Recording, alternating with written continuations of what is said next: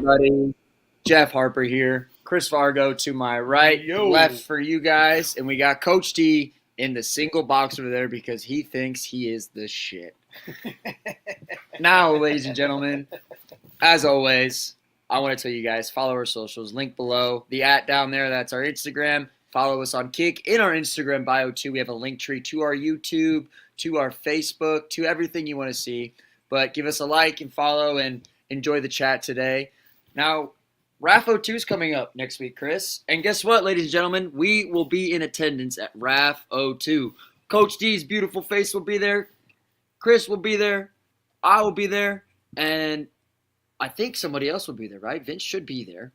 The DeepWater team will be at RAF 02, and it's going to be a show. Oh, yeah, we're going to have a good time. Yeah, RAF is not ready to get deep with us, but they will here in the future soon. And I hate to say, but betting is not allowed at the RAF 02 event, or not allowed, hasn't come to fruition at RAF 02 yet. I did some research. They don't have betting yet, so hopefully at the third event, if not third event, we hope for the fourth event, and then if not, we go to the next year. But this is a full RAF matchup breakdown. This is the second event next week, and there are some big matchups this week. This card, I mean. There's some good matchups. The location is primo wrestling location. Primo. Very, very hard to get a better one than where they're going to be at next week. Now, I want to pivot real quick before we get deep into the RAF conversation. Coach D, we had a pretty decent UFC event over the weekend. We did. Charles Oliveira made his return after being knocked out by Ilia Topuria. Now, I want to talk about Coach D as an athlete, right? Charles Oliveira getting knocked out to that extent, right, and making that quick bounce back was kind of scary for some fans. But he ended up getting the submission. Like, how do you feel about that? A fighter at the caliber of Charles Oliveira coming back off a knockout like that so quick and then coming back for a submission. Well, like I said, for Charles Oliveira, he's just a workhorse that has so much going for him. If you look at his beginning career, he used to lose a lot. He used to get beat up and all that kind of good stuff. He just learned how to be tough in this sport. Look, he's a vet. We have to think about Charles Oliveira is a veteran in this sport now, right? We look at him as still being a young kid, but he's a veteran. He knows his way to come back and get better. A knockout is not the end of your career. Now, repeated knockouts can be. You know what I'm saying? And this is that to me. I think it was his first knockout, right? Of this nature. So it's not going to affect him as much as being knocked out multiple times. Yeah, I just saw a lot of fans. They were just a bit skittish about Charles Oliveira's comeback time. They just don't think he rested enough after being knocked out like that.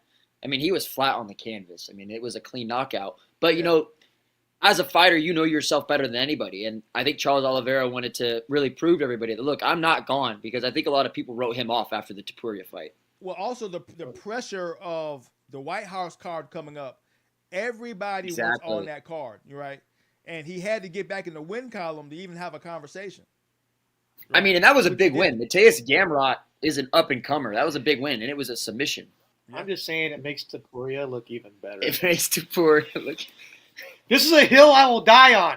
Apparently. I will die on this hill. Apparently. Hey, chat, we got 9 people in here, and I will say this. Chris is a Topuria glazer.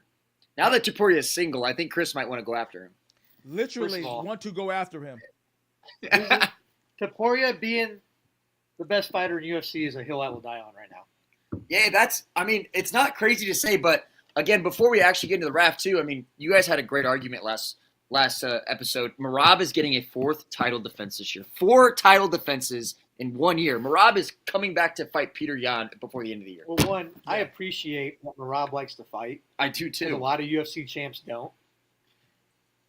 But he's going to smoke Yan, dude. You think so? He's going to absolutely smoke that fool. Now, this is a personal fight because they hate each other. A lot of fighters build up like we think they hate each other, but like these two guys actually hate each other. Haven't they fought once already? Yeah, Merab dog walked him. Yeah, it's an earned rivalry. Finding good rivalries is hard to come by. This rivalry is actually earned. They want this moment. I'd be mad too if I got dog walked. But like But there's more about it. I mean, I think I looked into. Not I think I know I looked into it a little bit. Like there's some personal beef between Marab and Jan. Yeah. Between Russia and Georgia, there's some personal beef. Russia did invade Georgia. They did do that. And I think Georgia also used to be part of the Soviet Union. Like, I get it. Hey, we have a little. Hey, we also give out history lessons here, and they kind of my thing. We give out history lessons, but if you think about it, right? If Marab completes this 4 title defenses in 1 year, do we have that conversation though? Now, Coach, now I think I could have that conversation. Yeah. He keeps fighting the same guys. He needs to go up a weight. He'd fight Volk. He'd fight Volk. He needs to go up a weight to have that conversation. Why does he have to go up? Why does he have to go up a weight? He has the belt. They need to come see him. He don't got to go up. He's just gonna keep fighting the same people. But like I said, y'all think going up in weight is easy. It's not. These guys are coming from heavier weights. Nobody wants to fight a bigger dude. You don't. You want to fight somebody that's in your weight class, that's your weight, your height, your size. So that's what pound for pound means. It don't mean drop 20 pounds and fight a smaller guy. That's not what pound for pound means. Then why is he fighting Yan instead of the dude in his weight class that's undefeated? Yan was in that weight class. Yan's next up. Yan's number 2. I thought there was a dude who's the number 3 dude who hasn't fought Marab yet is undefeated, correct? No. Marab has beaten every contender at least once. No, I thought there was that. Sean O'Malley, Umar Nurmagomedov, Jan, and then Corey Sandhagen. Now he won't. What's his name went up in weight because he wasn't going to fight at that weight class. Am I thinking of the weight class in the other fight? Yeah, you're thinking of the other weight class. But the problem correct me if I'm wrong, Coach. That's bantamweight, correct? Yeah, I think so. That's bantamweight. I mean, if Marab wasn't there, right? Those 4 guys I just listed off, Sandhagen, Nurmagomedov, Sean O'Malley, Jan, they would all be interchanging. I don't think any of them could sustain the belt if they were fighting each other. Well, Sean O'Malley is hot garbage. First off, right? People are saying Jan beat Sean, but since Sean was the popular fighter, he got the nod, right? But people saying Jan beat Sean, so it wasn't supposed to be Sean. Wasn't supposed to be a belt holder at all. Jan was supposed to be the next guy, but then he got fucked up. Marab took him out of his draws, and now is where it's at. But Sean was never supposed to be there. Period. And then Sean, I came out and said he doesn't even know if he's going to fight again. Look, my thing is, how can we talk about being the best pound for pound if he doesn't have 2 belts? He just keeps beating the same people over and over. He's clearing out his division first. That's what you're supposed to do. You don't supposed to have 1 or 2 fights. You don't supposed to have 1 or 2 fights in your weight class, then go up. You're supposed to clear your division. So he's solidifying himself, then go up. He's solidifying himself as a bantamweight GOAT. He's already beaten the top 4. What more solidifying does he have to do? You know, the problem is there's not even a problem. I mean, this is a good problem to have on the UFC part. Is all these bantamweights that are challengers, they want to fight Marab. The problem is so they all call him out. So why not make that matchup if they're calling that out, right? Right, Coach? I'm saying they've all fought him. Calling them out is one thing. Can you sell it? You can sell Marab Jan. The only reason Depoyer, how you want to say his name, the only reason he's where he's at is because he beat the top tier fighters and he knocked them out, which is great. Other than that, he don't have a history in the weight class going, hey, I cleared the division out. He don't have that. Which is part of the pound for pound status. If you clean your division out before you went on, he fought 2 guys in his division and didn't win up.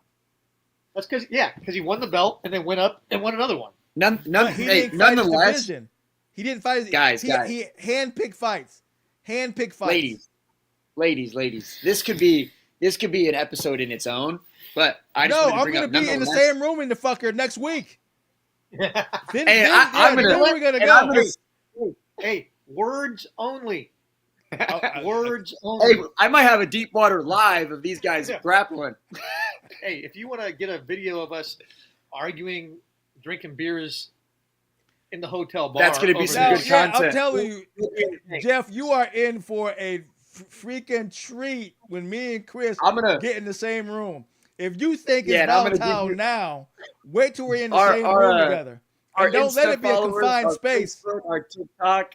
You guys are gonna get a first look if at you- what it's like having these two gents in the same If room. you catch some videos of us when we're not paying attention to you, I'll clip them. it's gonna be you're gonna be laughing. If there's one thing that my generation is good at, is being sneaky at catching someone on the cam.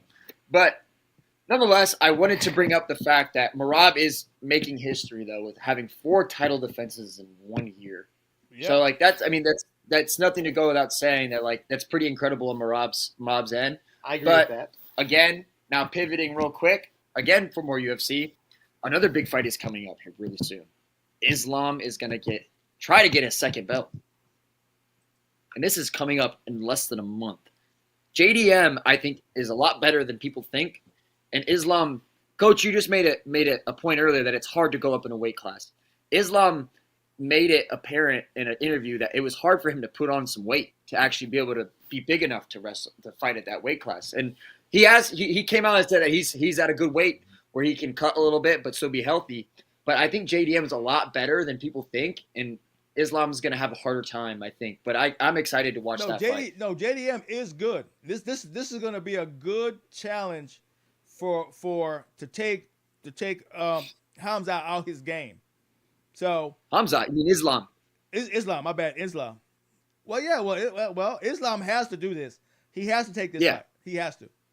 He has to. Yeah. And so a funny thing too is, so JDM, I saw he was training with Craig Jones. You guys know who Craig Jones is. And Craig Jones came out saying that he has the blueprint to beat Dagestani wrestling.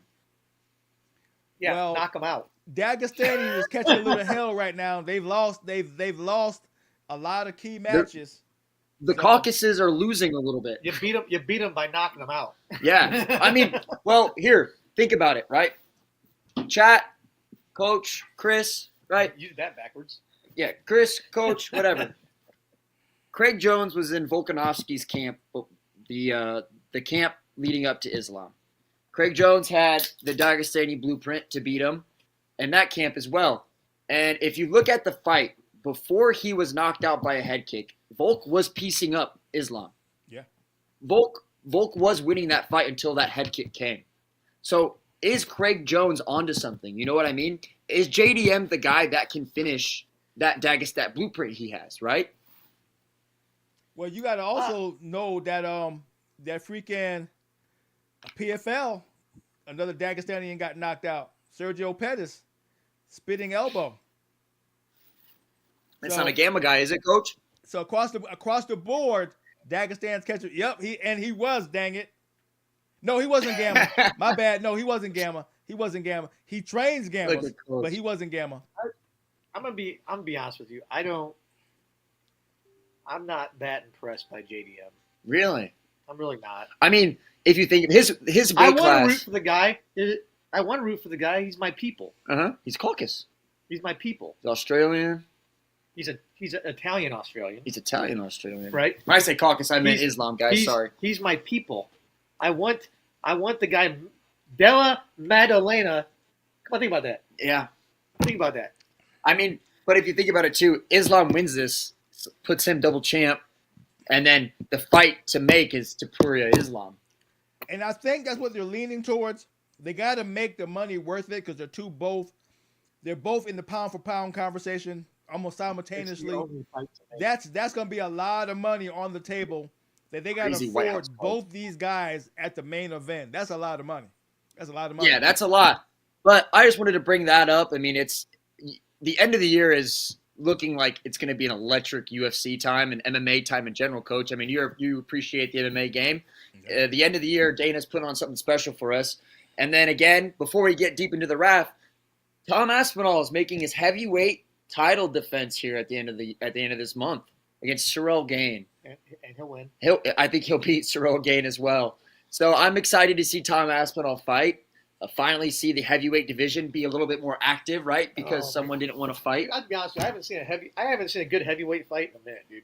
I mean, and here's how much people are thinking about Tom Aspinall. The John Jones-Alex fight is getting more press than his fight. I don't think that fight should happen. It's gonna happen though. Unless happen. Aspinall loses. Unless It's if Aspinall retains the title, there's no way you can have a heavyweight match with Tom not in it unless he I has the wouldn't title let John Jones back in the UFC unless he agrees to fight Tom and takes a drug test before anybody else. and passes a drug test. No, let him do steroids. It'll be fun. Let them both do steroids. That's like the what do they call them? The Olympic Performance Games. The EFC, the Enhanced Fighting Championships. Every fighter has to be on a certain level of steroids. Your testosterone must be 2,000 or you can't fight. I mean, did you see they're doing that at an Olympic level, the Olympic Enhanced Olympic Games? That shit was crazy. Yeah, that is pretty crazy. The swimmers look like bodybuilders. I mean, I think that would be. I'd love to participate. I could use a cycle of John Jones is not the GOAT. Stop it. John Jones. Chat. Stop it. Coach, you agree with that? Chat is saying Stop John it. Jones is the GOAT. Tom is overrated. Goats don't dodge people. I agree. John Jones is no longer the GOAT. I don't think he's the GOAT. At one point he was. Who do you think the GOAT is then? It's GSP. Is GS? How do you not say Khabib is the GOAT though? No, to me, it's Demetrius Johnson. That's the GOAT. Hey, that's a shout right there. Hey, Look, UFC fighters were even Look, saying that if Demetrius Johnson was 6 foot, I love Demetrius Johnson, but he's not the GOAT. I like him. I think he's really good. I think he's one of the best lightweights of all time. 11 title defenses.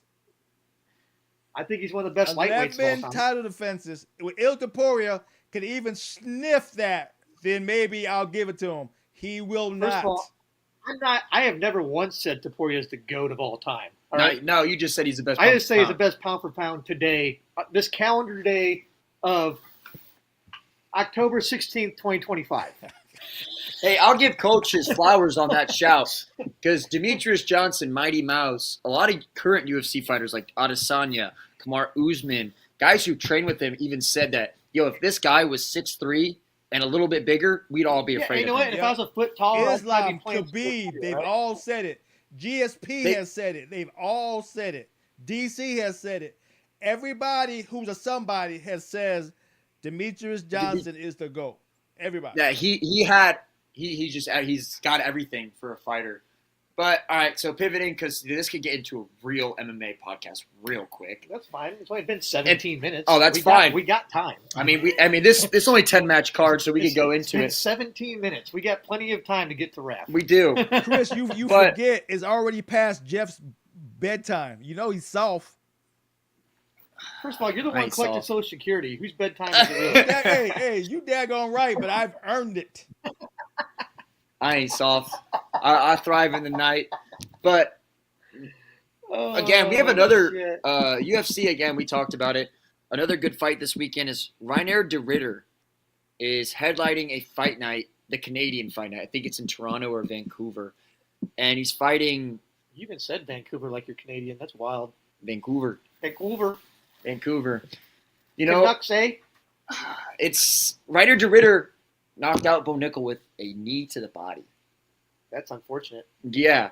And de Ridder is a guy who came in from Bellator as well and transitioned a lot better than other Bellator fighters have. And de Ridder's he's making a great case for himself to fight Hamzat as a title contender. Good fighters are good fighters. I mean, I think he's got to beat a couple more people before he fights. Yeah, the guy he's fighting this weekend, I think, is Anthony Hernandez. And correct me if I'm wrong, Chad, because I probably am wrong, but I swear it's Anthony Hernandez. And he's a fighter. This is a ranked fight. This is a top 7 something fight. But again, de Ridder derailed a hot Bo Nickel. The train was Bo Nickel at that moment, and Bo Nickel wasn't ranked at that time. And I remember watching because I lost money on that. That if Bo Nickel were to beat de Ridder, that was going to be Bo Nickel's breaking into the rankings. First of all, de Ridder, what people forget is de Ridder was already a 2-belt holder at one championship. He was legit. Bo talked himself into being the guy who wanted top-tier talent. He was calling out Hamzat. He was calling out all these big names. It was okay. If you want that smoke, we can give it to you now. Who'd he get? De Ridder. And de Ridder beat him down. And, I mean, before he knocked him TKO with a knee to the body. That must have been a knee. Yeah. It's probably a knee to the liver. like a floating rib too, and No, it's probably a liver knee is what it was. he It's just like boxing. The only time you see a body shot knock someone out is a liver shot. a liver shot. That's it. That's the only thing on the body that's going to knock you out because your body just shuts down. It's like good night, nothing moves anymore. Yeah, the liver. That knee was to the liver. That's the only way he goes down. I watched that and he folded, but it was a liver shot. But look, that's a weight class where Hamzat has established himself as the premier title holder in that weight class. Like, who can give Hamzat a run? We saw what he did in TDP, who was the champ. Well, maybe don't give non-wrestlers belts, and you'll get better title fights. So, I'm just saying. What do we think we expect? Because I think a non-wrestler. Now, Topuria can wrestle. No, Topuria's a wrestler. He can wrestle. But he hasn't had to wrestle yet, so you were assuming he's a wrestler. Because he's able to knock everybody out. I know his qualifications, jiu-jitsu, all that, right? But if no one's taking him there, is what's called tailored fights. All his fights are stand-up guys. All his guys prefer to stand up. When he gets a pure grappler, we'll see. If you're born in Georgia, I don't know about that, Coach. If you were born in Georgia, name one he beat that weren't stand-up fighters. Oliveira was trying to pull guard. He didn't have a chance. He didn't have a chance to pull guard. That's what I'm saying. I mean, that's a pretty good one. Yeah. That's a pretty good one. But Oliveira's been a stand-up fighter for a while. Hey, the only time he was on the ground. Oliveira's jiu-jitsu's legit. Though. He's legit, but he's been a stand-up fighter for a while. You got to say that. Yeah, it's Oliveira's fault. He's knocked out. He's knocked out plenty of fighters. Fighters got to get through the strikes to get to the ground. That's Oliveira's fault. Maybe he should try to load jiu-jitsu. What were you saying? If you were saying something about the Georgian wrestlers. I'm saying if you're born in Georgia and you are a male, the chances of you not ever stepping foot in some form of wrestling or grappling is non-existent. Yeah, you're not Georgian. It is a national sport of Georgia. There is no sport in Georgia more important than wrestling. You're not a real man if you're not. Yeah. Every boy in that country goes through a grappling or wrestling period. Now, don't get me wrong. I'm talking a lot of shit because that's what I do. But Il Topuria is qualified. Don't get me wrong. He is qualified. His resume and the shit he's well versed at. He's well rounded. No, I'm talking shit. He is well rounded. Don't get me wrong. If he goes to the ground, he can go there. Yeah. I mean, him and Merab trained a little bit. Merab even said that Topuria beats him in a wrestling match. Wait, that's crazy to think about. Well, they're both Georgian. They're both Georgian. So I mean, they're friends. If Merab's like, this dude can handle me on the ground, that's Merab said that he out wrestles him. That's a problem. So I mean, that's a big problem. Maybe that's why that's why everyone stands up with him. It's their only chance of beating him. I mean, hey, this is something to note as well. Topuria has more submissions than knockouts in his career. That's true. That's news to me, but that's cool. Yeah, check that out, Coach. Yeah, man, dude, trust me, he can do it all. The problem is that's why the fight to make is if Islam beats JDM, they have Topuria Islam is the fight to make. There's no other fight for the two of them at that point. At that point, it's pointless for them to fight anyone else. It's like an immovable object. Whatever. Now, I mean, it could be as simple as Dana White being like, "Bro, both of you got 2 belts. I'll just oil Dana up. We're not doing this. Like, defend your 2 belts and chill out." He could do that. If he does that, Dana could say either you guys get rid of all 4 of your belts, pick a weight class, and fight for that belt, or go defend your 2 belts. If Dana says that, I might just have to oil Dana up. That's weird. I'll just have to oil Dana up. Why are you like this? I'll just have to oil Dana up.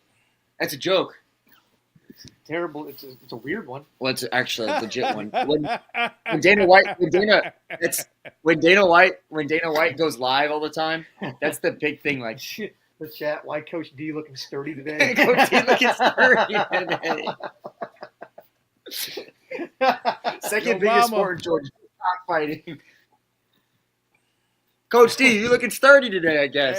Hey, I work out, people. I gotta survive. I don't know how they can see that. All I see is a fucking head. I see a massive freaking head. I see a big old dome. I don't know. Big old head. All right. Well, you bench, Coach D. They're asking what you bench. Tell about their mama. All right. We're getting off the rails here. A little Let's bit. we're gonna pivot now. That was a great UFC chat, and I just wanted to talk about some stuff that came out. And again, end of the year is a big UFC time, and Dana's doing well. If he didn't, I'd have to oil him up again. But RAF 02 next week, Friday, Saturday, guys. RAF is having their second event, and like Chris said, Let's go. the heralded Rec Hall Arena at Penn State Yeah. College Station. Guaranteed sellout, baby. Guaranteed sellout. Like I said, Coach D will be there. I will be there. Chris will be there. And I'm going to get some live content for you guys of Chris and Coach D. They're probably going to be on the mat somewhere. They'll be rolling. Unfortunately for you, you'll get a car content of being Coach D. That's fine. If you could be in the back seat while the two of us were yapping on a drive up for 7 or 8 hours, well, you'd be like, "What the hell?" First of all, let's be clear. If Jeff is in the car with us for 8 hours, he will need therapy by the time he gets the fuck out. He will need Coach. all kind of help. Hey, therapy's expensive. Regret is free. So I would just I'd have the cam going and I'd be recording and it'd be a good time. And I can't wait to show you guys about that kind of content because you know what? What's DeepWater without the exclusive about us as well? So a little bit more though. RAF 02, this is a highly Nittany Lions stacked card. I mean, why else would it be, right? Well, I mean, it makes sense. I also noticed maybe RAF was paying a little bit of attention to us when we were giving him a little shit the other day because What? because the main event is now a championship fight. That's right. Fight. Yep. You went ahead and moved Paris. Down We the did list. say that. We did say that on the pod. We did. So RAF, Izzy, Chad, Ben, hey guys, if you're watching, just know we know. We got your back. We homie. got your back too. brother. We want you guys. We want you guys to succeed as much as we Yeah, want to just- succeed with you guys. Just saying what we see. Just saying what we see. Hey, we love what you're doing for. Oh, excuse me. Sorry. We love what you're doing for the I'm sport. the one drinking, dude. Why are you burping? I had a heavy meatball sub for dinner. He had balls. Gotcha. Chill out now. But hey, back to what I was saying. Chad, Izzy, Ben, Claudio, who's all watching from RAF. We appreciate what you're doing for RAF, and we are having your back. And if you guys took that from us, hell yeah. But diving now into the card. First match, Carter Starachi versus Nate Jackson. So, I'll be honest. When I first saw this matchup, I was thinking, man, Nate Jackson's a little older. He's already in his coaching career. Mm-hmm. Starachi should walk him. And then I got to looking, and I was like, well, Nate Jackson did better at the Olympic team trials than Carter Starachi did, Yeah. Rachi, though, almost beat Caldeque but he lost. on criteria. If you want to get to criteria, you Don't get me started on criteria. But, yes, I know he lost to Dake. I know he's a 5-time NCAA champ. I know he got a U23 bronze, right? He's the next up, supposedly, right? I don't know. He's in Dake's weight class. Mhm. But I don't know. We'll see. The stuff that happened in Starachi's life is affected his mental since then. What was that again, right? It was He some got personal accused- issues. Yeah, he got accused of stealing stuff at Penn State and all that. nonsense. We don't get into that. We talk purely wrestling here.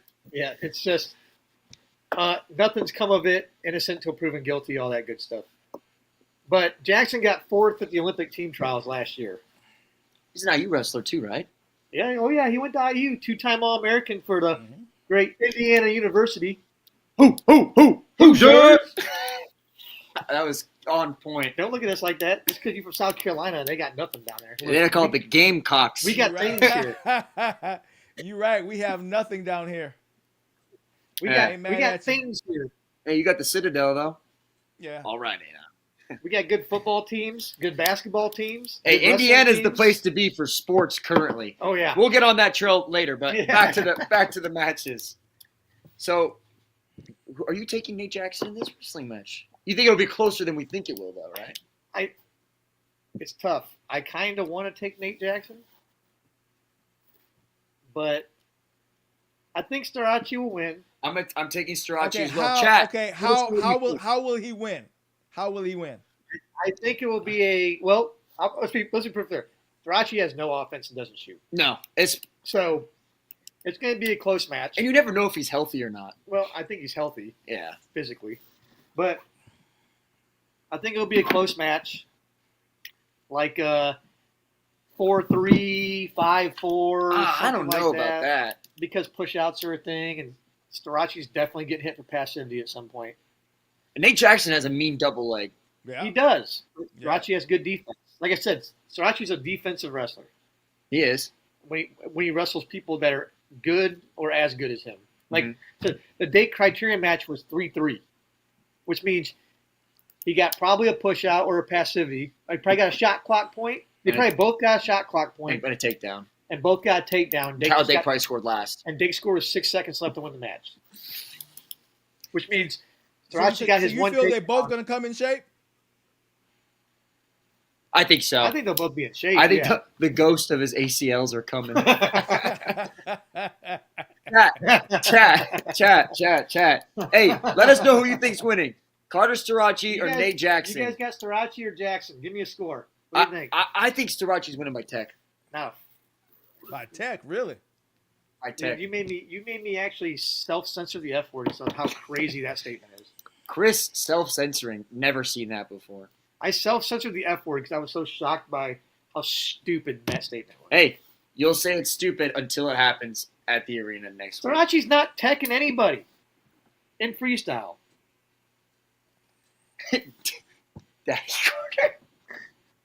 Yo, I think Starachi wins like a 1 or 2 point match. really? That's what I think happens. 1 or 2 point? I think Starachi's gonna get the tech. Fat Enjoyer, both these wrestlers are American, bud. Chris is un-American. Both these wrestlers are American, you clown. Fent Enjoyer, come on now. You friggin' jackwagon. Fent Enjoyer. Where do These these names come names from? are ridiculous. Low-key Carter has a bad offense, but he will win by 8. Not a bad. I mean, look, How's he win by 8 if your he has best a bad in offense? wrestling, coach. Your best offense is your defense. Yeah. Right. I agree. And Carter is attacks. He can I reattack. agree, but if you're think about it, you're wrestling freestyle and you're wrestling a guy whose best shot's a double leg. How many times are you getting pushed out of bounds on that double leg? Multiple times. I mean, Because what does Starachi like to do when he wrestles? he backs up. Back up. He will. Chris is right. He will probably get hit for passivity. There's a guarantee he'll get hit for passivity. There is no doubt in my mind he'll get hit for passivity. Honestly, RAF cooked with this matchup. This is Yeah. a great matchup. Yeah, I agree. And I'm a Nate Jackson fan. I think they cooked with this matchup. I think it's a very, it's a low key, a very good matchup. Like if you're looking through the card, right? I think this match is one of those sneaky competitive ones that no one expects. Yeah. So I Kind of like Bo Nichols' match at RAF. exactly. Or Evan Wick winning at all. Exactly. So DeepWater's taking Carter Starachi, but we're gonna ride on Chris's tail here. That it'll be a closer match than people think. I don't think so. I think it's a 1 or 2 point match. I think Starachi's going to take it a little bit better. Moving on to the next match in the card, we have a familiar name who we haven't seen wrestle in a long time, and Nico Megaludis versus Andrei Yatsenko.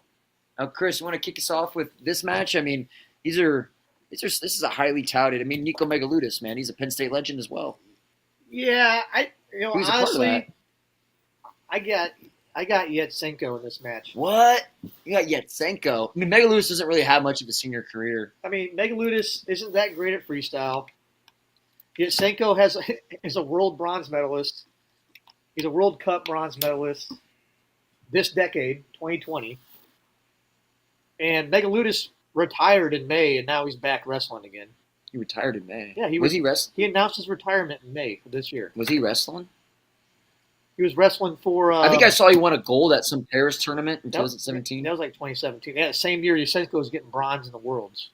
You know what I'm saying? There's levels to this than you were saying right there. Yeah, like I don't know how much Megaludis was really planning on wrestling again when he retired in May. How frequently he kept his training up. Yusenko, He's coaching too, right? yeah, but Yusenko is still wrestling at like the world level now. But do you think this is like a home? It's like a home match for Megaludis in Penn State. You don't think that gives him like an extra buff? I'm not like a individual sports like wrestling or any individual sport really. I don't think like a huge like home field advantage is really that That's fair. big of a deal in individual sport. I don't completely agree with that because crowd participation can throw you off your game now. I think it's less of an impact than like a team sport In wrestling than it is in like a soccer match or a football I'm game. just saying, like, compared to a team sport, I think the impact is lesser. Well, I mean, to be honest, I mean, Chris, you wrestled as well. I mean, when I wrestled, usually like it's just like outside noise is turned off. It's just you wrestling. Yeah, anytime I wrestled, I didn't hear anything going on Yeah. around me except for my coach. The only time I heard something was when it was like a period, and Yeah, I was like zoned out. you're just locked in, coach. I mean, an MMA fight, right? It's you and that guy in the cage. Whatever the crowd was doing, I wasn't paying attention to at all. It's different. Combat sports is. I think Chris is onto something about home advantage not being a thing. I mean, combat sports it's different than a team sport where like because you're trying to put another man out. Yeah, I agree. It's two different genres. I give you that. I get that. They're different.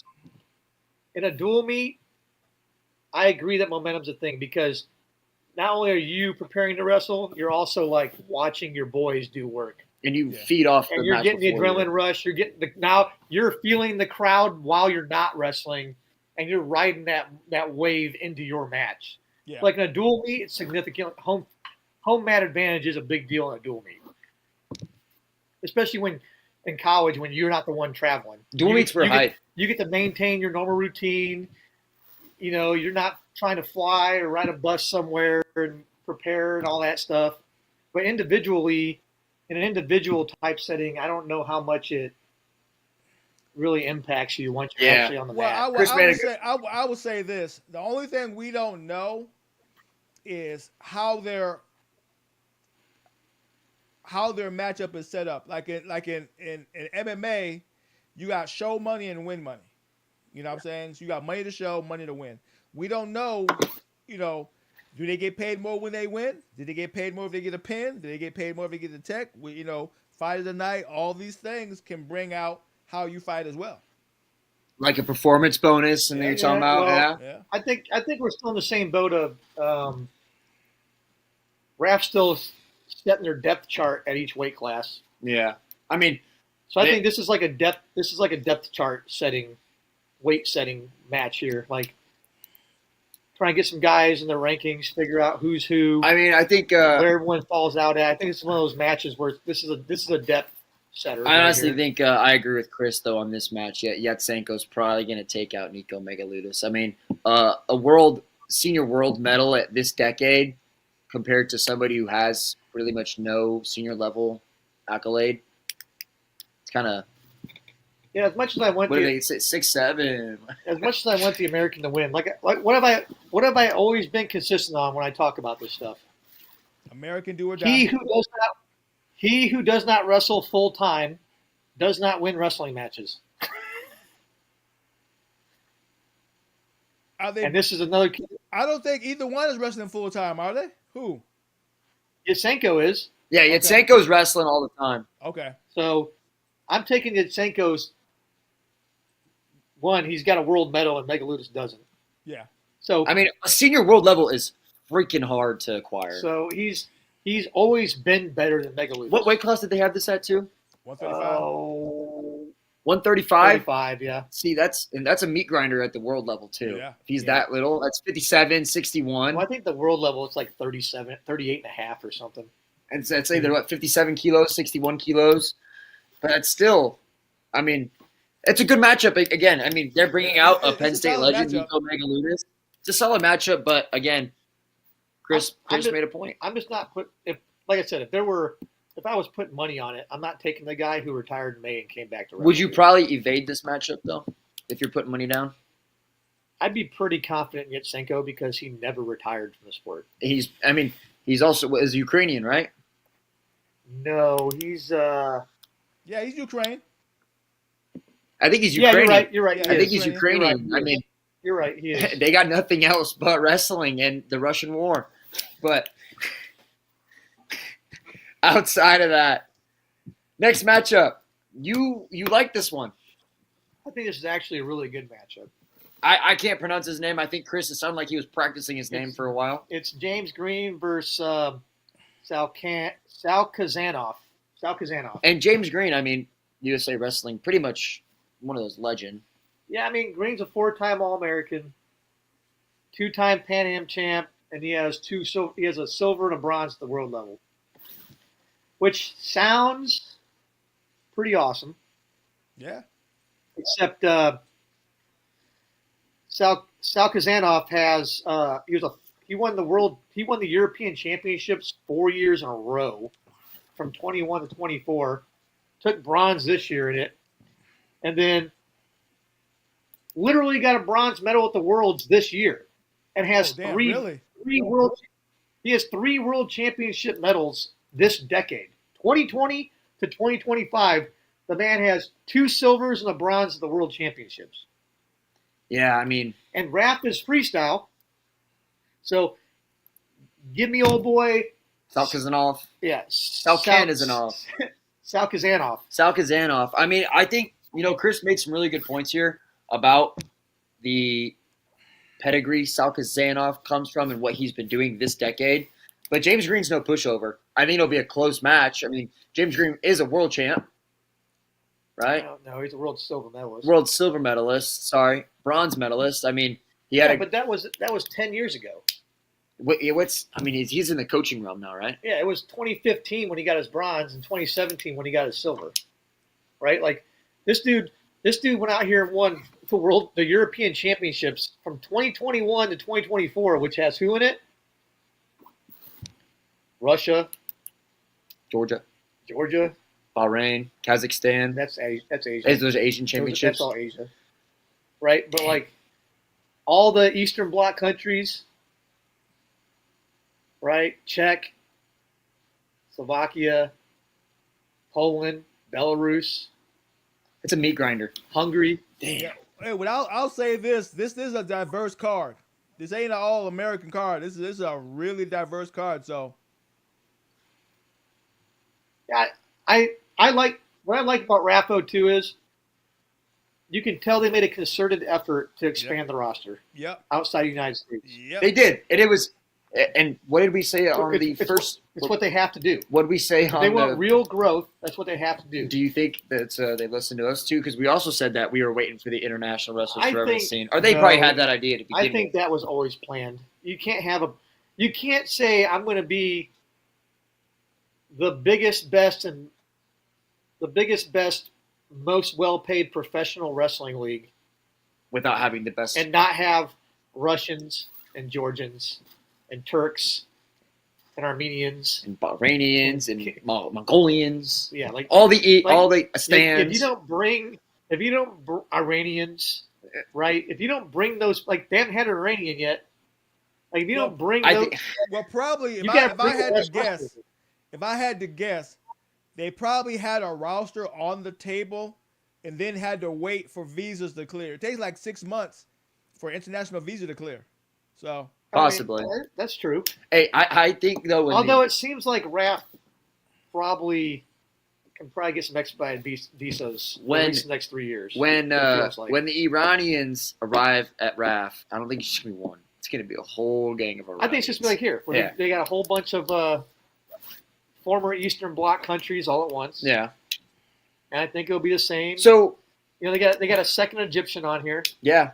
But you're taking Sal Kazanov over James Green this time? Yes.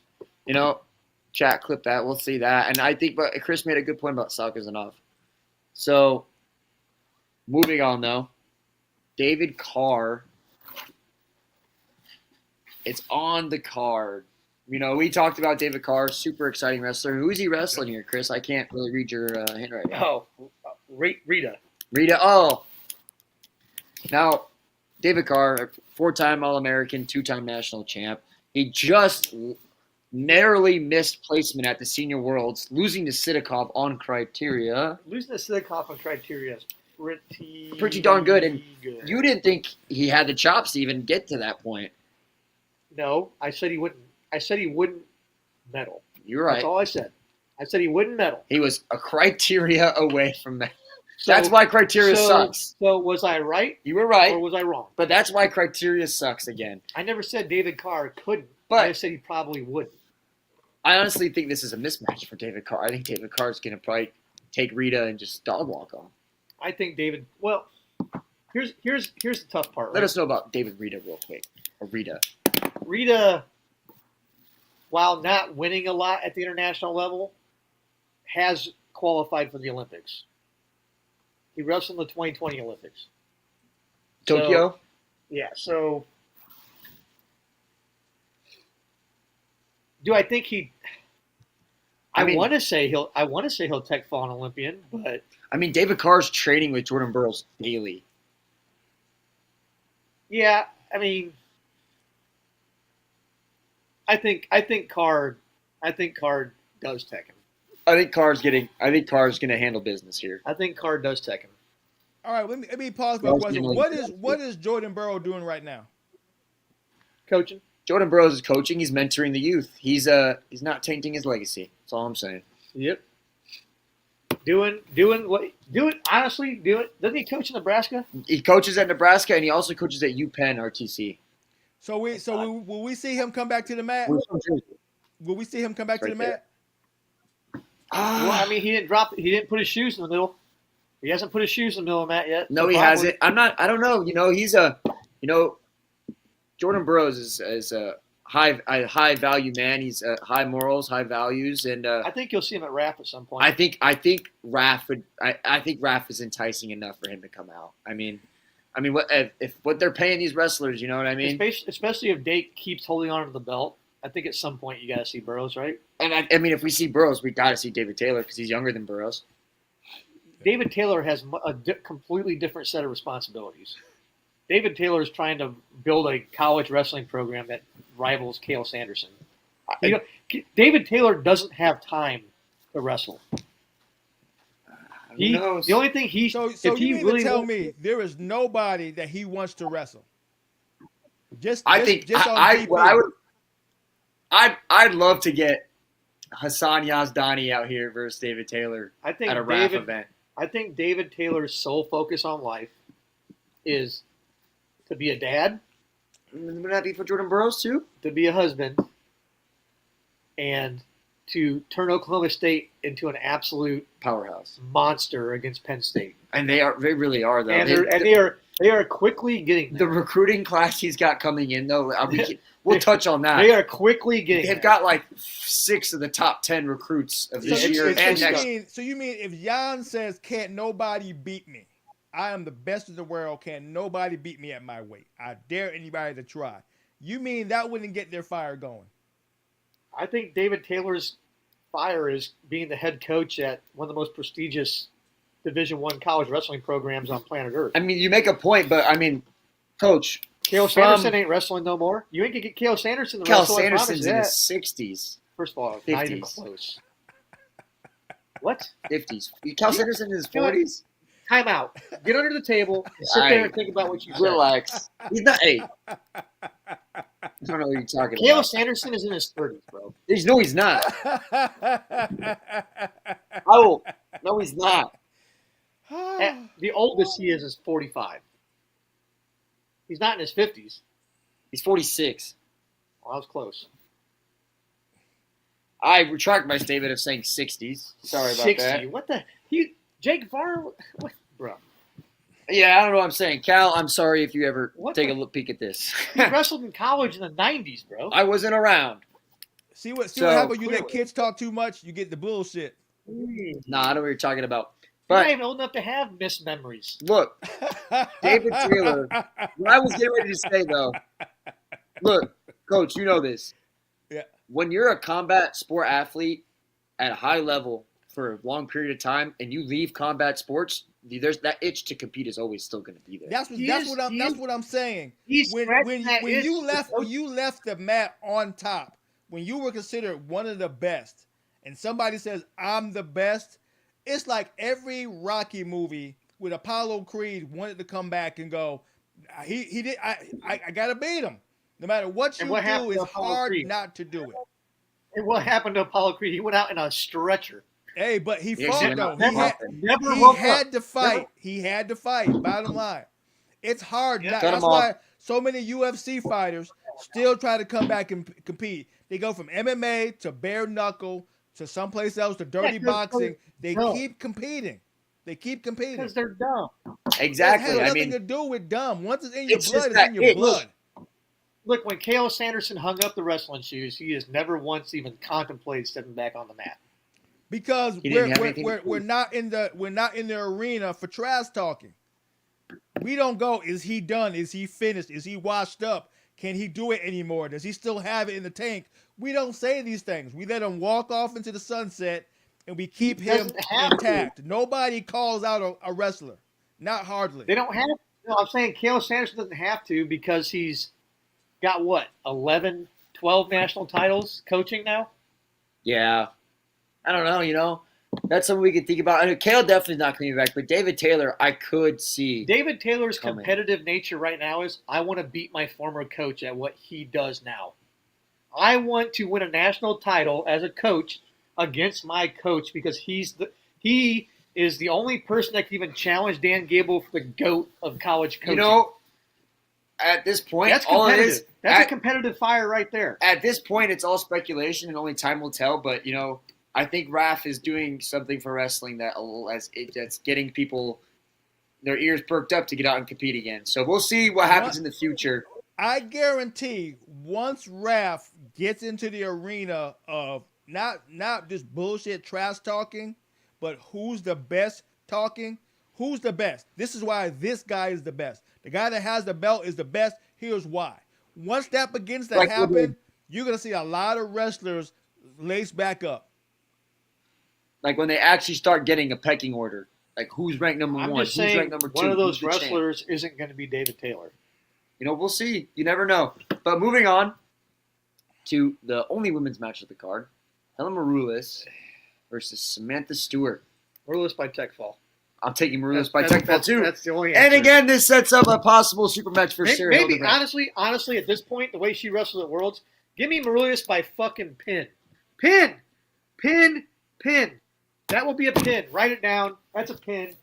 Thank me later. That was close. That was not even close. That was a super quick flyby. I mean, I'm sorry, guys. It's the only women's match of the card, but it's pretty lopsided. Here's the deal.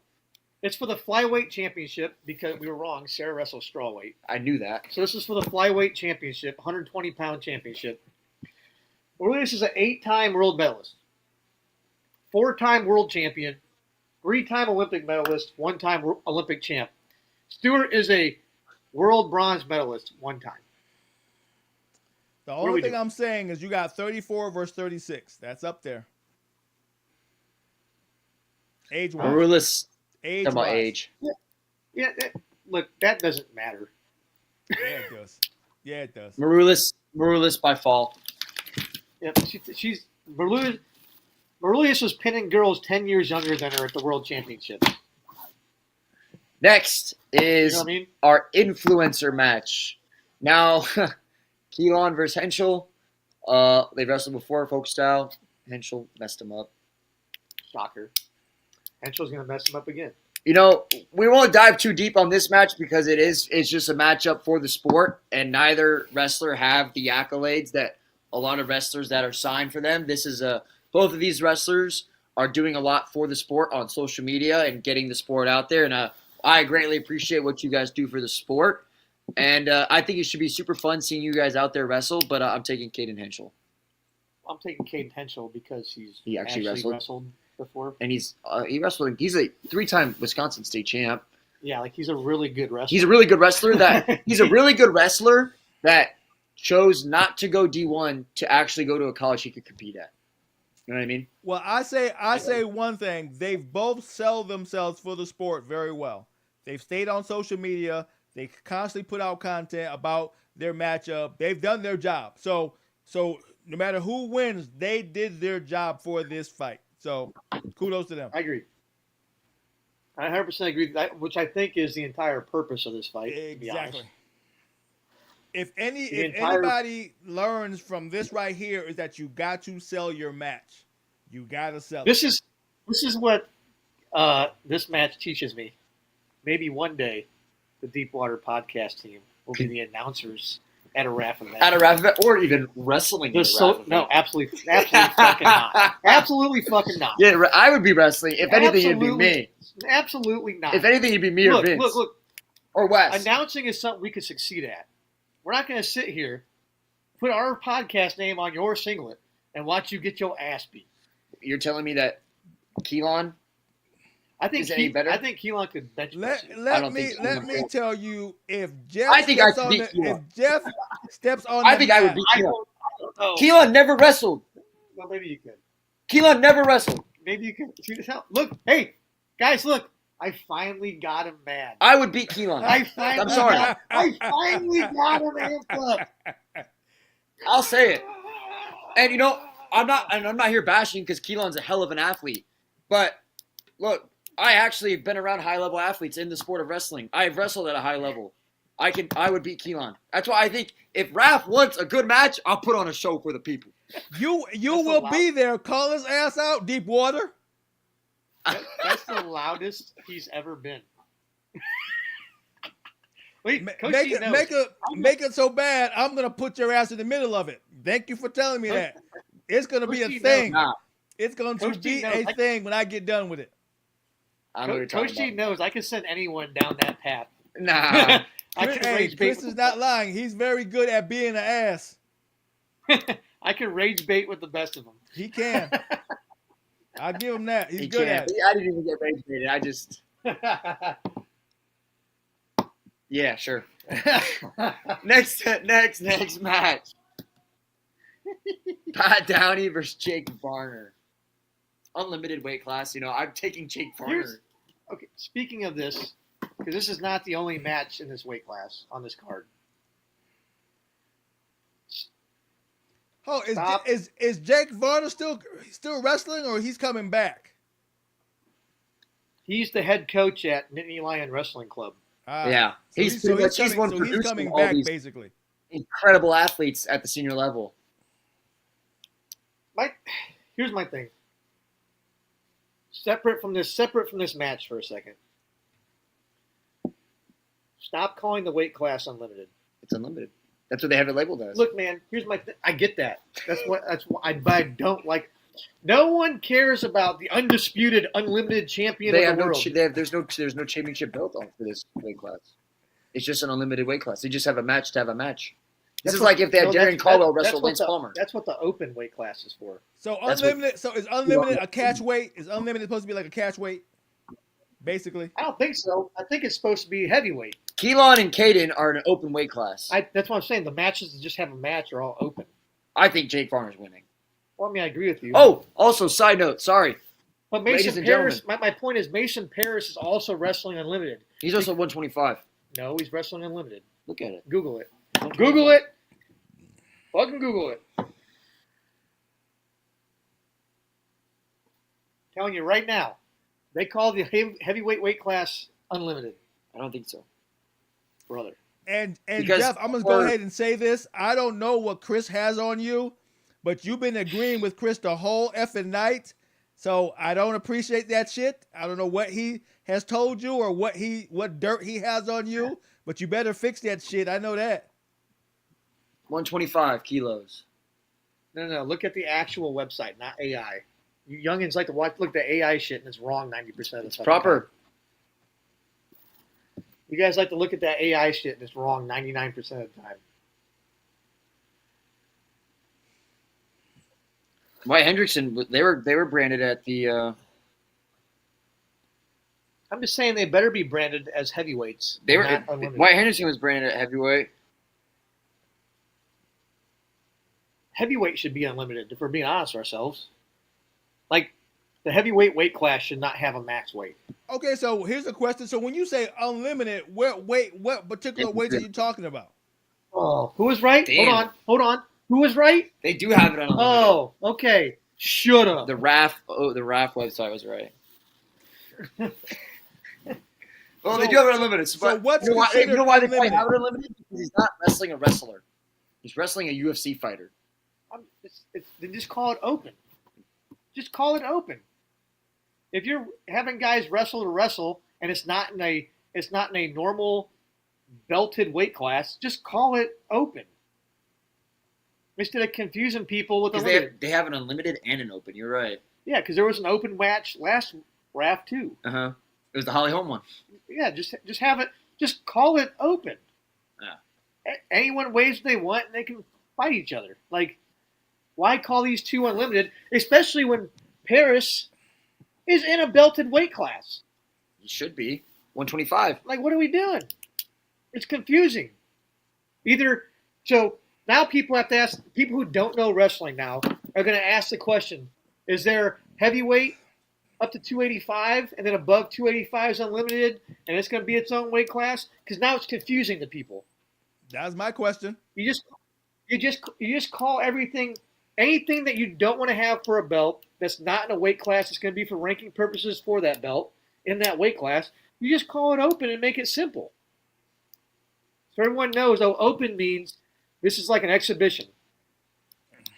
We're just having two dudes go at it because two dudes want to go at it, and it'll be an entertaining match. So everyone knows, the casual fan knows, oh, I'm watching this match purely for entertainment value. Yeah. That's all I'm saying. Because the unlimited thing is confusing. Yeah. You get down to the brass tacks of it. Because now, what if I'm a casual and I want to go see who's the unlimited? And you think about who's the unlimited champion? And they're like, that's not a weight. And they're like, what? Why are you guys wrestling it then? What's the difference between unlimited and the open weight class? Like, they haven't said a difference. That's why I'm saying it's confusing. Yeah. Because any open weight could be unlimited. Exactly. Like an open weight class is just if two dudes weigh whatever you want. Open. Darren, to answer your question, open is effectively the wrestling way of saying catch weight. Gotcha. To make that simple for everybody. When they say it's an open, the only thing I have, if you have an unlimited match, was basically like you said, is like an exhibition match. Out of all the matches that you could have put on based off that, why they pick this one? You could have had anybody with higher status and name recognition, and you know what I'm saying? Well, I'm taking Jake Varner. Jake Varner and Pat Dowdy both have name recognition. Yeah. And Pat Downey is your shit talker, coach. Yeah, okay. Pat Downey is he's a character. Okay, That's cool. a good way to describe it. All right. That's a good way to describe it. He's a character. But I'm taking Varner because Varner is an Olympic champion. Yeah. I mean, and he coaches the best wrestlers in the world. And then, side note, for everybody watching, Jake Varner will be coming to the area and hosting a clinic on November 2nd at MXW, our local wrestling club. So if you want to come to a clinic and get taught by an Olympic gold medalist, Jake Varner, come to MXW in Mishawaka on November 2nd. Yeah, have a conversation, get an autograph maybe. You come meet DeepWater too. Yeah, DeepWater will be there. We're doing our thing. And this plug is not free, so I expect you to send an invoice to everybody who runs that spot over there so we can make some money. You heard that, MXW. Which is literally your dad. Which is literally. But yes, just wanted to say that. Who's also on our team. And also a backer. Just want to say, though, just had to get it out there. You know, Jake Varner will be coming to the area. Our area is Mishawaka, South Bend area, whatever you want to call it. He is putting on a wrestling clinic on November 2nd. In the great state of Indiana. In the great state of Indiana. Hoosier! Moving on. Nathan Tomasello versus Roman Bravo Young. This is for the Bantamweight Championship of the World. Hey. I'm taking RBY. I got RBY. I'm taking RBY. I love Nathan Tomasello.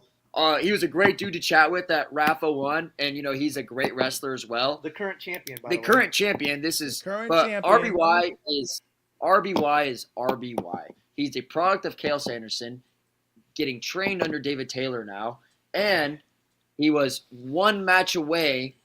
He did better than Spencer Lee at the Worlds, even though he didn't place. He beat guys that Spencer Lee lost to, and I think his Repage match was actually really close. He lost in criteria. He lost in criteria to somebody too, didn't he? Well, to the guy who teched Spencer Lee.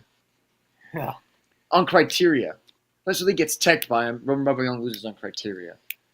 All right, so let me ask you a question. Do you consider that one of the matches of the night? RBY, Nathan Tomasello, yeah, I think that's a match of the night. One of them. If I were to sit here and say that a championship bout is not a match of the night, I would be very upset. I think, and RBY he was like a wrestler that I liked watching when I was in high school, and he's very slick, very fast, very savvy. He's always on the gas. Nathan Tomasello, very stocky, great defensive wrestler. He does have an offensive but I don't think he can keep up with RBY. I mean, RBY is also, and Tomasello, Matt Ramos was its own Achilles heel of a match. I mean, Matt Ramos isn't to the level that RBY is. No, true. I mean, I think stylistically, it's an interesting matchup because RBY does have trouble with guys who are really good defensive wrestlers. Like when at 135 it's gonna be fast as hell. Especially good defenders of single legs. But damn sure David Taylor is brushing that up. I agree, but it's not like Tomasello's getting coached by scrubs. You know what I mean? Yeah. Like Tomasello's getting coached by good dudes. So I'm taking RBY though in this matchup.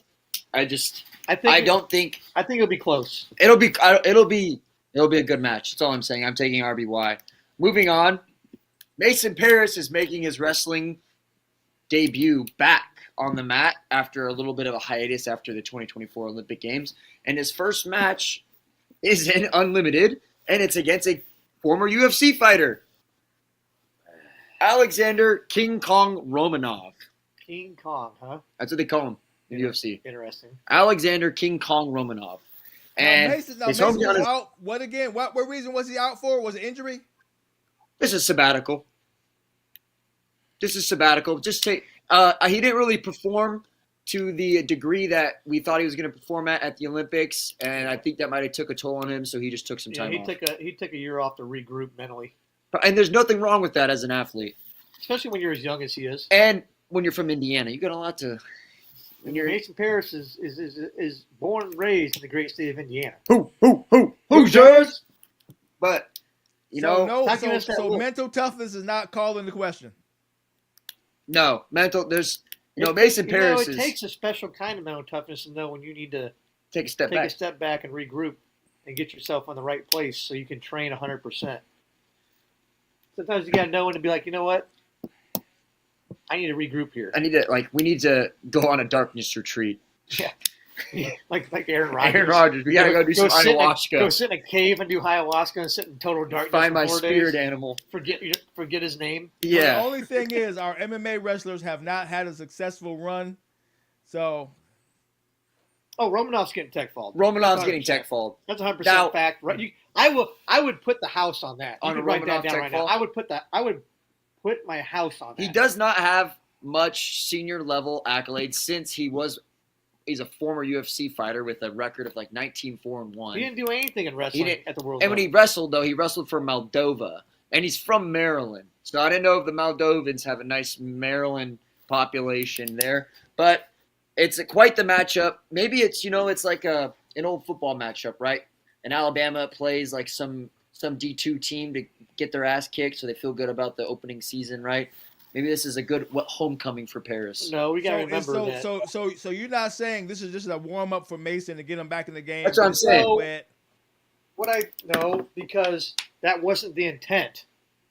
The original matchup was Parris versus Kyle Snyder. Yeah, all right. Yeah. I forgot about so that. They were not. That's right. No one was trying to give Mason Parris or Kyle Snyder an easy warm-up into the weight class. Yeah, I forgot about that. That's a good point. Forgot. I still don't think I do think Romanov is far off the ledge of Kyle Snyder. I still think that Romanov's who they got because they wanted Parris to have a match because they have plans for Parris in the future and they needed to get him on the mat. Yeah. That's why they didn't cancel his match. They found a replacement short time because they want Parris on the mat. They want to see him perform. They want to see him do all the media stuff. They want to see him be a RAF athlete. And you said Snyder was injured, right? Yeah, he had a knee injury. And I still think either it's going to be Paris versus Hendrickson because when Snyder comes back from injury, he's wrestling whoever has the belt. Yeah, agreed. I mean, he's the world gold medalist. He should get that Yeah, chance. He's going to wrestle whoever has the belt between Paris and Hendrickson's happening. That's a collision course. That has to happen at RAF 03. Has to. It's a collision course. It's going to happen. Because RAF 03 was probably going to be the winner of Paris Snyder versus Hendrickson anyway. Yeah. Agreed. Right? So they have to put that belt. They have to put that belt on the line at 03 because Snyder will probably be back for 4 or 5. You got to. Hold on. So whoever wins, there's no belt on the line, right? No, not for this match. No. Okay. This is Mason Paris' highly touted belts. The only belts are David Carr versus Rita for the welterweight championship. So David Carr wins, he gets a belt. Yeah. Aurelius wins at flyweight, she gets a belt. Tomasello, RBY is for a belt, and Dake Makhachev is for a belt. So there's 4 title fights out of 10 fights. I like a 40% clip of title fights. Yeah, I like that. And then, but again, we're taking Mason Paris here. It just now the question is, what kind of Mason Paris are we going to see after his sabbatical? Right? I think you're going to see a highly motivated, brand new man.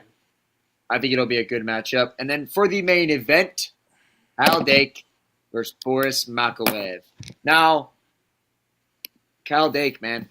Chris, I want you to take the lead on this one. I don't have much to say because I think Kyle Dake's going to take this pretty easily. Well, Makachev is a 2-time world medalist, so it's not like they just threw some scrub up there to fight him. 2-time versus Kyle Dake's like 6. I get it. But I'm saying, like, it's not like they just threw some dude.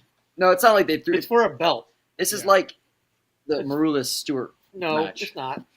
Not even close. And the fact that it's the main event, it has to deliver. Makachev is a 2-time world medalist. It's going to be a better match than Dean Hamidi. My personal opinion is that Tomasello RBY should have been the main event. I don't think that's a bad idea either. Personally, I would have put Tomasello RBY at the top of the card. I think that's a lot of dudes with a lot of credentials and a style matchup that'll make that match entertaining as hell. Yeah. No one but true diehard wrestlers have seen Makachev. Right? But you still got Kyle Dake at the top of the card. Kyle Dake is the... I get it. But as far as like having both wrestlers with the credentials to draw in people to eyes, that would have been Tomasello RBY. Okay. Just name recognition. In my personal opinion, for a professional wrestling pay-per-view, Tomasello RBY should have been the main event, and I would have put. You could have put Dake at the co-main. Yeah. Really? Yeah. Just because for name recognition and for everything else, there's only on this main event having Dake in them. There's only one half of the match pulling the weight. Matchup, I get what you're saying. Matchup wise, I get what you're saying. Name recognition. And with Tomasello RBY, you're getting USA versus Mexico and Ohio State versus Penn State. Okay. From that angle, I get you now. And the little guys tend to be more entertaining wrestlers anyway. Exactly. Just like any other professional. It's like any other thing, right? The little guys in UFC tend to be more entertaining. High flying. The little guys in boxing are way more entertaining than everybody else. And it's not even close. No. But also, this is a title defense. So if he wins, he retains the belt. That has merit in itself. Right. And also the Tomasello RBY match is a title defense also. Is it? Okay, I missed that part. It is. My bad. I That's missed that. Tomasello's style of defense as well. So like Yeah. that's why I'm Okay, saying. you're right. It can go either way. You're right now. You're right. It can go either way. Right. It can go either way. I That's got just you me now. personally. I would have liked to have seen. I would have liked to have seen that be the main and make Dake the co-main, just because not a lot of people know about Dake's opponent. Well, I mean, they put Mason as a co-main for a reason, which means like what you just said, they're setting him up for a major match. You don't put somebody in a main or co-main spot unless you're gonna do something with them. You just don't do that. That's not there because their job is to sell the card. That means he's there for a reason. Yeah, I agree, but like, it's just like anything else. I can have a main event of two dudes who are going for a belt because Tomasello, RBY, unless they're planning on bringing Spencer Lee in it at some point. To me, at bantamweight, that's the two dudes. That's number one, number two right there. Yeah. Right, that's champ versus number one contender right there for me. At 35, right? And if you want to build Paris up for an upcoming event, okay, that's fine. Make him the co and put Dake in front of him. He could have been the feature with Dake and the other belt holder. So it could have been both belts, main and co-main, and then the feature that still would have been fine. Right, like because Paris was supposed to be the main event anyway. Yeah. Because Paris Snyder was supposed to be the main, with Dake as the co-main.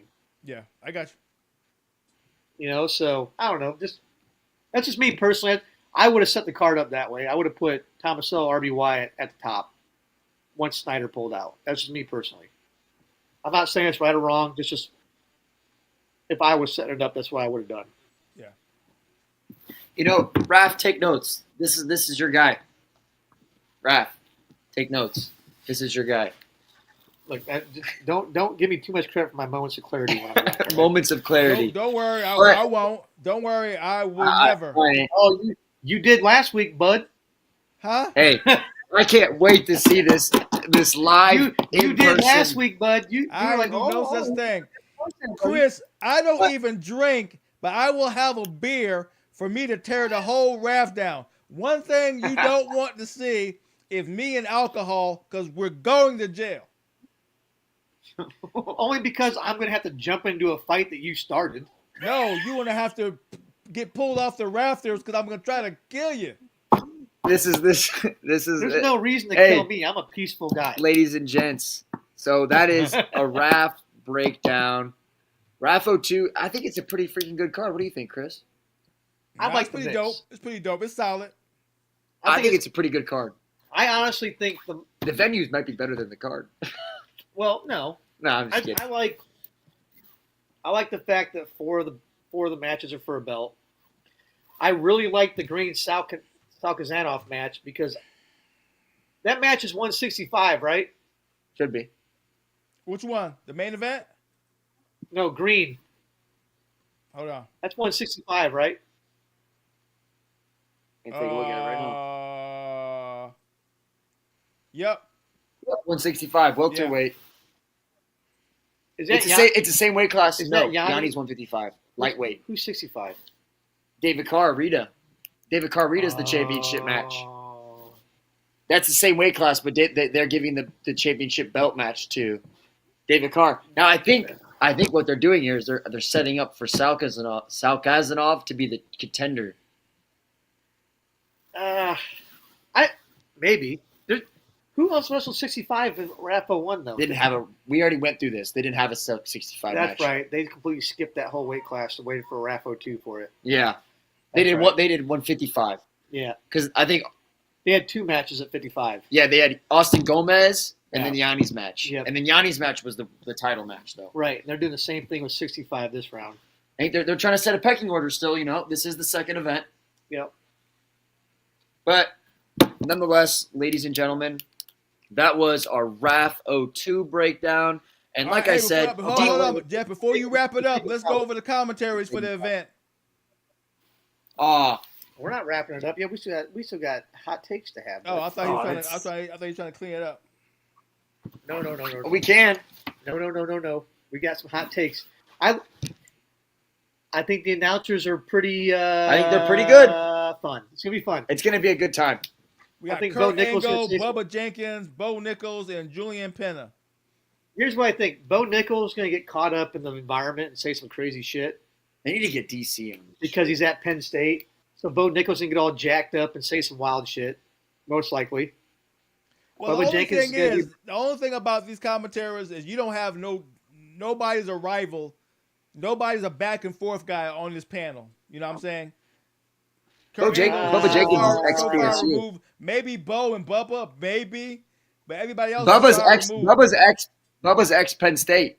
He Oh. left. He transferred from Penn State to ASU. Okay. True. And then pinned David Taylor. And then pinned David Taylor. in a national championship match with a cradle. Okay. I remember I watched it as a kid.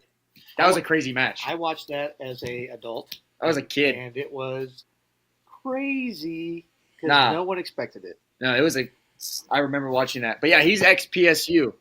Gotcha. So I'll probably be bringing some of my Penn I State think he gear too. left I'll bring Penn- my Penn State I gear. think he left Penn State because they recruited David Taylor. Probably. And then he pinned him in the national championship, which is crazy. Talk about ultimate revenge story. That's like some One Piece shit. It is. I You just quote One Piece. did. Chat, clip that. I know One some- Piece. I know some stuff.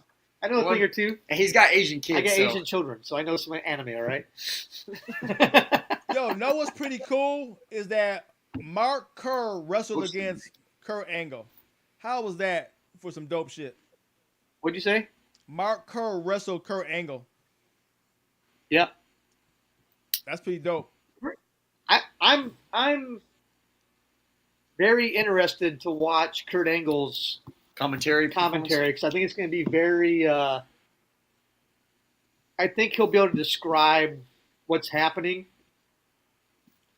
with enough personality to make it relatable to the average person.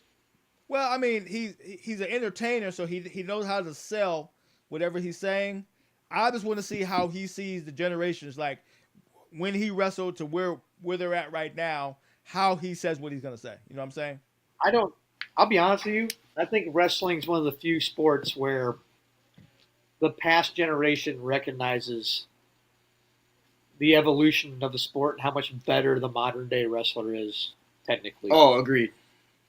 I mean, even now, I'm looking at high schoolers and middle schoolers now in the level that these kids are at versus where I was at and other kids were at. I think wrestlers are like the most gracious and understanding. Like the next generation It's always going to be better. should be better than me, and when it is, I'm going to say it is. And every generation is factually better. The sport's built off respect, mutual respect, integrity, the grind. I mean, wrestlers understand the grueling aspect of the sport. We're not no football prima donnas, soccer prima donnas, basketball prima donnas. That LeBron couldn't hang out in MJ's era. Nah, get out of here. He's a fucking. We don't want to bitch. get on that tangent. Well, but now we are getting star levels now. Like look at Bo Bassett. He's considered a star in the sport. You know. Oh, he's. But they want to throw money at him to come wrestle. That's the new era where we're going. I think combat sports is the most obvious, right? Like, no one in UFC is going to say the current champions aren't better than the ones 15, 20 years ago. No one's going to say except boxing, maybe. Maybe boxing has gotten worse over the last 20 years. But I'm just saying. Yeah. Boxing's gotten pretty bad. Well, But they ain't getting better. So Nah, but all right. I got something to talk about. oh, do you? I've got one thing. But it's going to be different for both of you because, Coach. Last time you said one thing, it turned into four things. Well, we'll see. But, Coach, it's going to be a little different than what it will be for Chris. So, Coach, we'll start with you. Coach, who is on your MMA Mount Rushmore? Oh, shit. MMA. When I say Mount, you know what I'm talking about, right? You know the gist of the question? Yeah. You know what Mount Rushmore is? Yeah. But who is on your MMA Mount Rushmore? Give me four dudes, or give me a last, somebody who you think is a staple legend of the sport. Who's that Mount Rushmore in MMA? Mount Rushmore. If I had to look at pioneers in the sport, like a Mark Yeah. Kerman or like that, or George St. Pierre. I would put there. Guys who made You it. got to put Mighty Mouse in your GOAT. Matt Hughes, made it work. Matt Hughes. You know what I'm saying? I know. So, Hey, you got to put Mighty Mouse on there. DJ's got to be there. well, I'm talking about my era. I'm going Your with Mount- my era. your Mount Rushmore. like Ken Shamrock. Guys like that who put it on their back. Randy Couture, who put the sport on their back when there was no Jimbo Slice guy. big money. Dan Henderson, Frank Shamrock, guys who put it on their shoulders when there was no money to be made. I think he's trying to get you in a corner and make you name the 4 goats. Of Your MMA. 4 GOATs of MMA. Not who put it on their back. The The 4 4 greatest GOATs. of all time.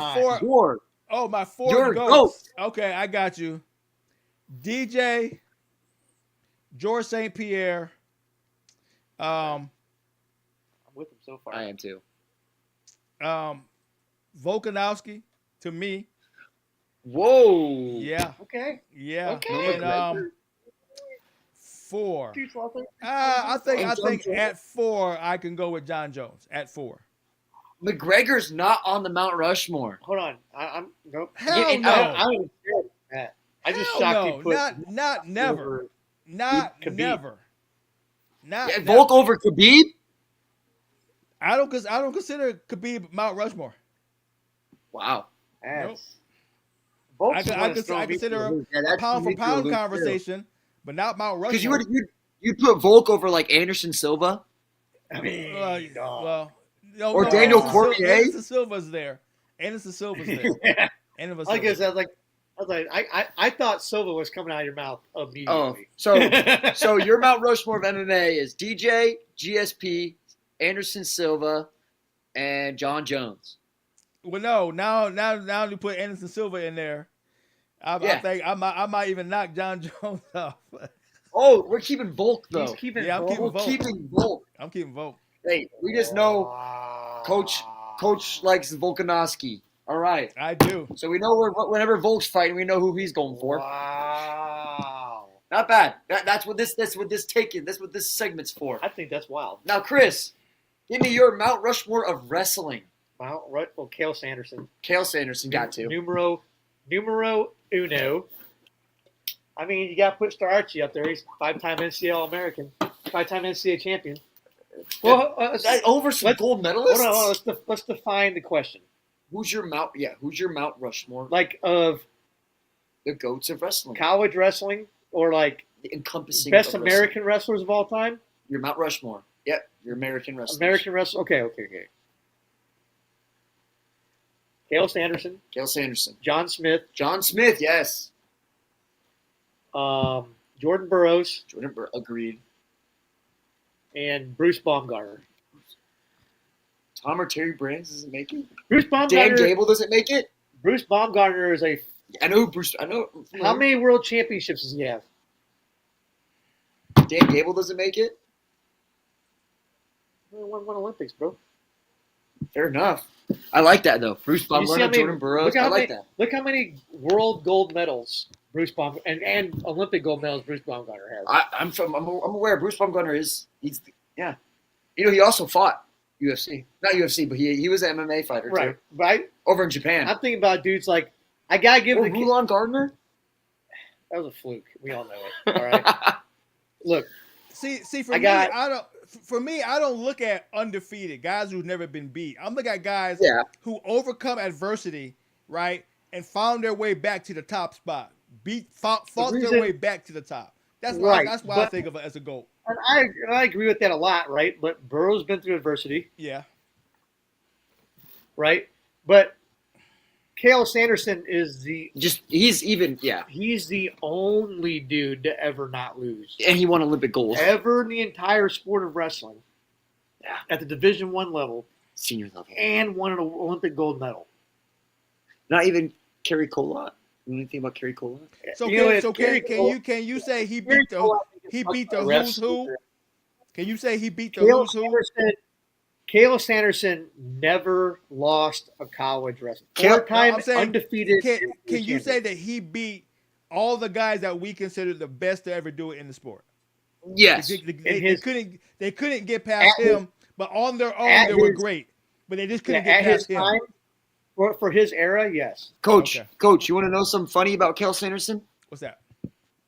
Daniel Cormier lost both of his NCAA finals to Cael Sanderson. Nice. Now that's a story. Cael That's the Sanderson is story. why Daniel Cormier is Yeah, not Cael- an NCAA champion. Cael Sanderson's why Daniel Cormier's not an NCAA champ, and John Jones is why there's just one guy for DC's Yep, career. It's DC always just one guy. DC just gets beat by one dude. One dude. He's always number 2. Even Nice. though DC was a double champ, but he lost it to who? John Jones. There's only one Nice. guy. So that's why I got Cael, right? John Smith Oh, I'd agree. John won the Smith. Olympics, won the 3 world championships in Invented between. the low single. Hold on. Yeah, invented a wrestling move, which is crazy work.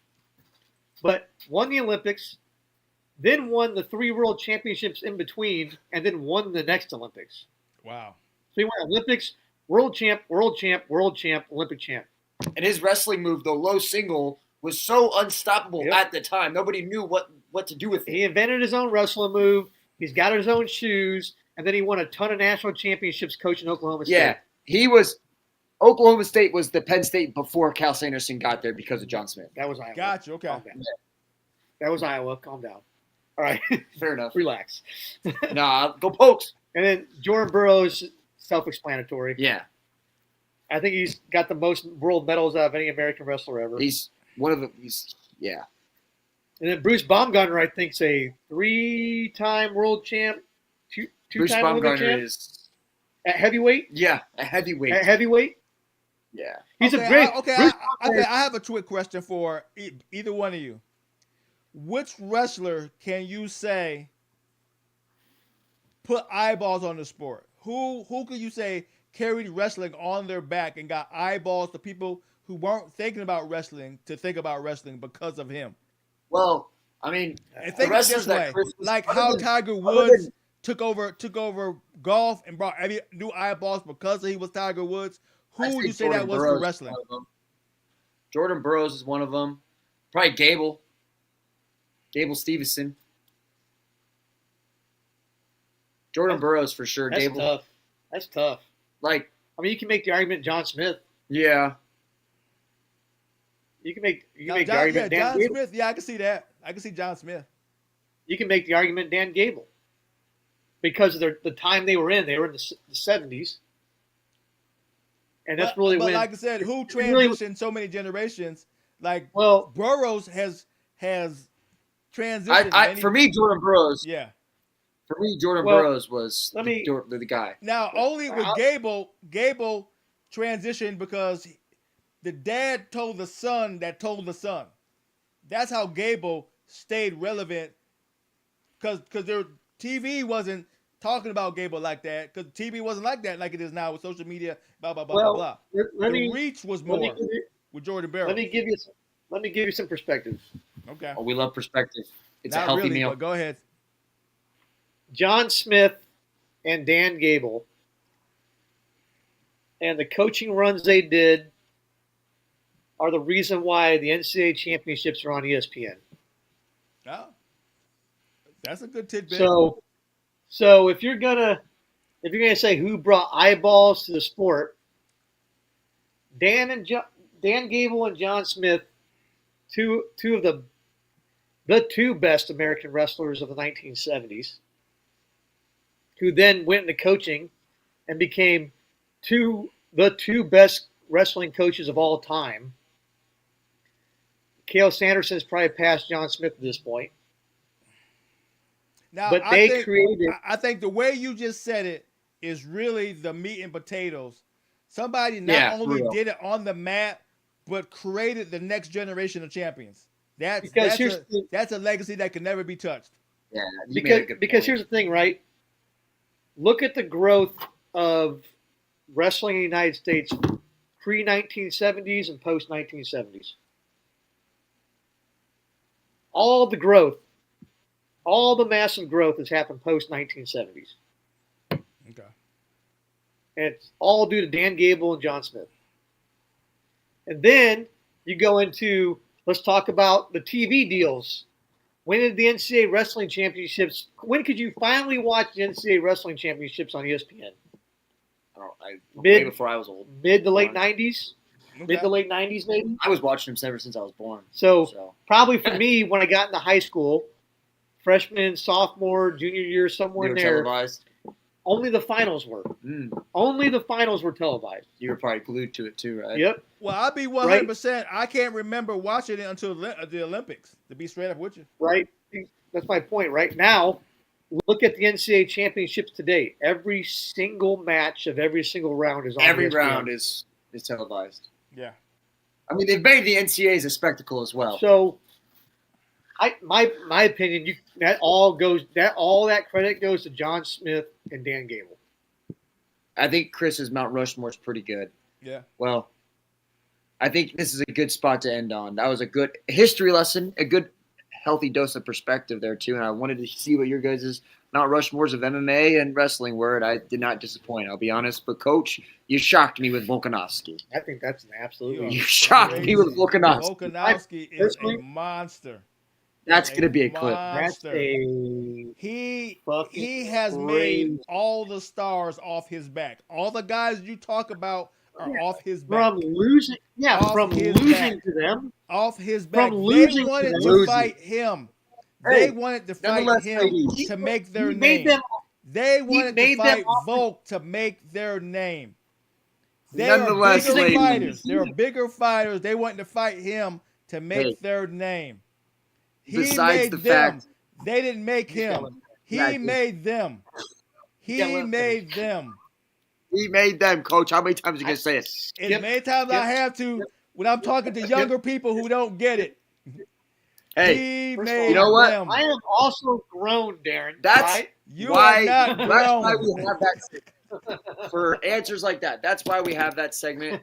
And chat, everybody that was in there tonight, I really appreciate you. I think we peaked at like 15 live viewers, which is pretty good for us. I appreciate all of you guys, and you guys were fun in the chat tonight. We had a great episode tonight. I was pretty happy with the episode. Again, please follow. Not even please do follow I our had a great social time. medias. Look at our link tree We on our gained a Instagram bio. follower tonight. We did. We gained a follower tonight. So- Let's go, baby. Thank you all. Jeff Harper, Chris Vargo, Coach D, DeepWater, signing out. Deuces. Peace.